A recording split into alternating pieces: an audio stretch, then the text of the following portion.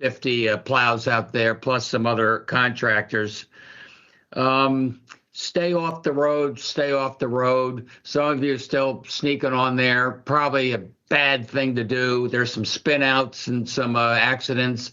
Renell Higgins is here. He can tell you about the impact there. And but it slows down the snow plowing, makes it a lot tougher for us to get the job done. Right now, it looks like electricity is holding pretty good. There is going to be some sleet, and sleet will lead to ice. But the team, Brendan, assures me that right now, the utilities, they have a couple hundred contractors on call, ready to go. But she can give an update where we have some isolated pockets of outages. But I think we're in relatively good shape there. The snow is going to keep going pretty heavy, I'm told, until midnight or so, but it'll still be snowing even into tomorrow. So we just made the call. Our state office buildings will be closed tomorrow. Your schools will be closed tomorrow. Most businesses, I think, will be closed tomorrow, at least first part of the day. And stay off the roads. Let our guys do the job. I think you'll find as the day goes on, the major thoroughfares, 95, 91, Merritt will be the first ones cleared, but the side roads, often done municipally, will take a little bit longer. So err on the side of caution. I think at this point, maybe, Garrett, I could throw it over to you if there's any updates I missed. Thank you, Governor. So Connecticut DOT continues to be out there. Our crews did come in this morning. They got the call around 4:30, as Governor, you mentioned. They will stay on duty until the storm is completed and the roads are completely cleared and all cleanup completed. Some of them will begin to cycle through some rest breaks coming up in the next several hours. We don't pull all trucks off at once, so we cycle through the rest breaks to make sure there is coverage out there to avoid the storm getting too far ahead of us. There are no current closures statewide right now. The roads are open, but we continue to see people get stuck in drifts on the roadway. State police and Connecticut DOT crews continue to try and help shovel people out to get their vehicles moving again. It's a very dangerous situation. So we'd encourage everyone to stay off the roads. It's continuing to be heavy snowfall. And it's coming down at a rate that is faster than plows can keep up with. So snow will begin to continue to accumulate on the highways. And with that, Governor, I can pass it over to Commissioner Higgins if he has anything to add. Sure. Thanks, Commissioner. Thank you, Governor.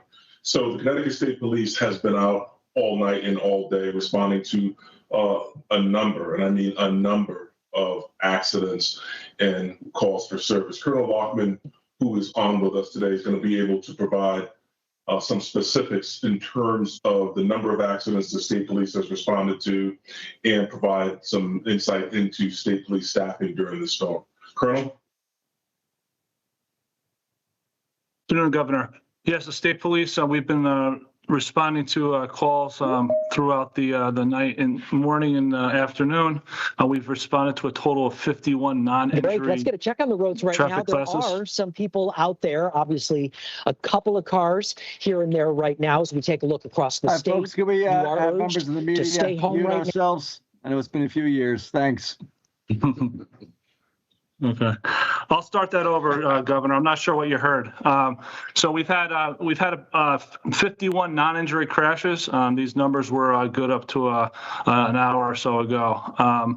2 injury crashes, 2 traffic accidents with injury, and we've responded to 135 other traffic-related calls for service. We did have one significant incident on the highway on I-95. We did have the bus crash that I believe you were privy to on the last call, but that has since resolved itself. There were approximately 5 people transported to the hospital for that bus incident. It was a fire on the bus.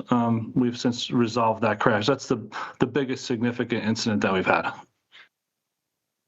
And staffing with the state police, we're staffing around the clock. We're calling patrols in as needed. We did have shift change. We do keep the troopers over during that time frame, so we have extra troopers there.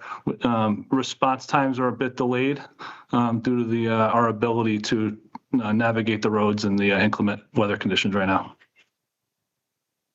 Thanks, Colonel. Brenda?